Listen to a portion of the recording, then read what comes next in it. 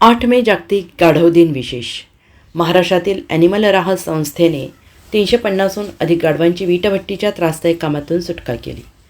महाराष्ट्रातील प्राणी हक्क संरक्षण संस्था ॲनिमल राहतला त्यांच्या महत्त्वाकांक्षी वीटभट्टी आधुनिकीकरण प्रकल्पामुळे गाढवांचा होणारा त्रास कमी करण्यात यश आले. राज्यातील वीटभट्ट्यांमध्ये पाठीचा कणा मोडेपर्यंत काम करणाऱ्या 350हून अधिक गाढवांची सुटका केली. ॲनिमल राहतला या दयाळू उपक्रमामुळे सांगली आणि सोलापूरमधील 34 वीटभट्ट्या आता पूर्णपणे गाढवमुक्त झाल्या आहेत. कामगार, भट्टी मालक आणि प्राणी यांच्या आनंदासाठी या कष्टकरी गाढवांच्या जागी ट्रॅक्टरचा वापर सुरू करण्यात आला आहे. त्यामुळे कोणत्याही क्रूरतेचा वापर न करता अधिक उत्पादन घेणे शक्य झाले. नुकत्याच वाचवलेल्या गाढवांमध्ये 5 गाभण गाढव माद्यांचा समावेश आहे, ज्या आता त्यांच्या पिलांसोबत ॲनिमल राहतच्या अभयारण्य शांतता आणि सुरक्षिततेमध्ये आपलं आयुष्य व्यतीत करणार आहेत. त्यांना यापुढे कधीही चाबकाचा मार किंवा प्रचंड ओझ्याखाली दबून जाण्याचा त्रास होणार नाही.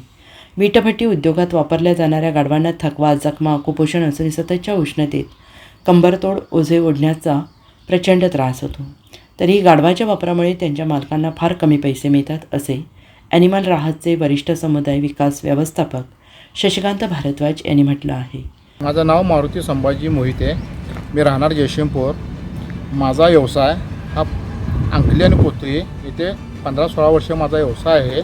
मला ते गाढवांचं आणि गाढवाकडून काम करून घेण्यासाठी 15 जनावर असताना काय धंदा करायचं, पावसाळ्यात मरायची, जायची चोरीला, काही फायदा नाही, काय नाही. वारंवार आम्हाला आयडिया देत होते, तुम्ही ट्रॅक्टर घ्या, टमटम घ्या. चांगले आहेत. आम्ही धंदा सोडून टाकला तर माळव्यात आम्ही सगळे कुटुंब. त्याच्यामुळं आज मी माझे परिवार, आमचे गाढव सगळे सुखी आहोत. गधों को रिटायरमेंट मिल गई है और अब वो सब एनिमल राहत सेंचुरी में कठिनाई मुक्त जीवन जी रहे हैं. यहाँ उन्हें अब एक कंकड़ भी नहीं ढोना पड़ता और ये पूरा दिन अपनी देखभालकर्ताओं के संरक्षण में खाते पीते मौज मस्ती करते हुए बिताते हैं.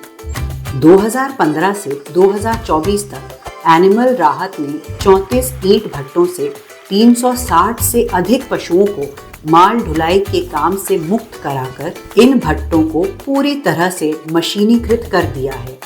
इस परियोजना ने न सिर्फ पशुओं को खुशहाल जिंदगी दी है, बल्कि परिवारों को आजीविका का बेहतर विकल्प एवं करुणा का अवसर भी प्रदान किया है. Bureau report, SBN Marathi, Sangli.